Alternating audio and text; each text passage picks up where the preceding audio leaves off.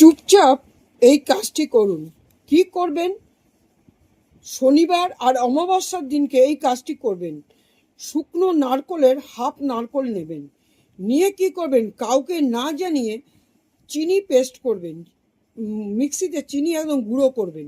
গুঁড়ো করে ওই হাফ নারকলের মধ্যে আপনি ভরবেন।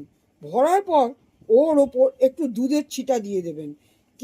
ঘরের কেউ যেন না জানে, বাইরের তো না, ঘরের কেউ যেন না জানে।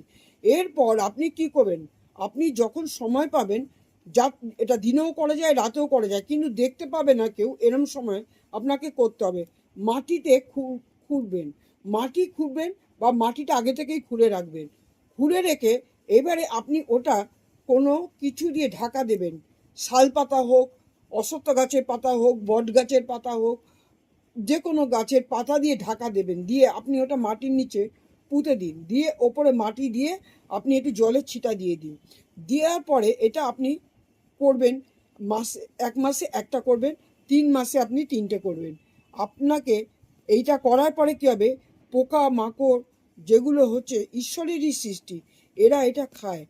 ইউনিভার্স বা ঈশ্বর আপনাকে কুবের বানাবে। কুবেরের ধন যেরকম আপনাকে বানাবে, আপনি কোটি কোটি টাকার মালিক হবেন। এবং যেটা হবেন, আপনি আপনার কর্মের মাধ্যমেই হবেন। এবং সেটা আপনি করে দেখুন, আপনি হন কি না।